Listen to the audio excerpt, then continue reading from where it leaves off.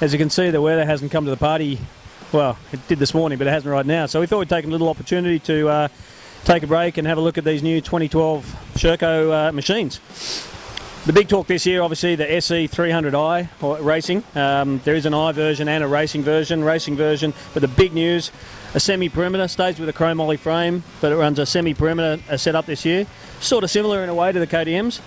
It's also got WP suspension that Sherco's been developing, both in the shock and in the fork. A 48mm open cartridge fork.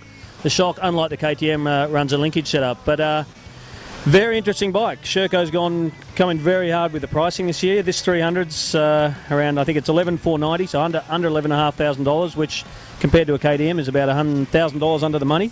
Obviously some of the other European brands are in there.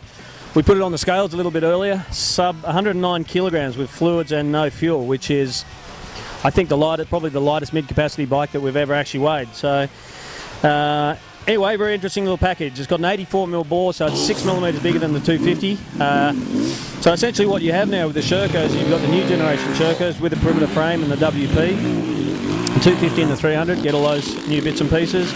Whereas the old generation, the 450 and the 510, still fuel injected, but they use the same motor, the same frame, and they retain the same suspension, which is the Sachs and the Paoli Sachs fork. Quite a bit heavier on the scales, a bit more of an old school motor, but again very aggressively priced, $11,990 for the 510, which again puts it, I think, pretty much cheaper than anything else in its class.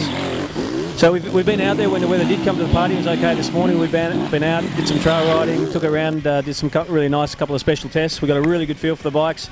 We've got a big test. This is going to appear in the April issue of Transmoto, which goes on sale March 7. So keep your eye out for it then, and we'll give you the guff after we do a couple more days riding.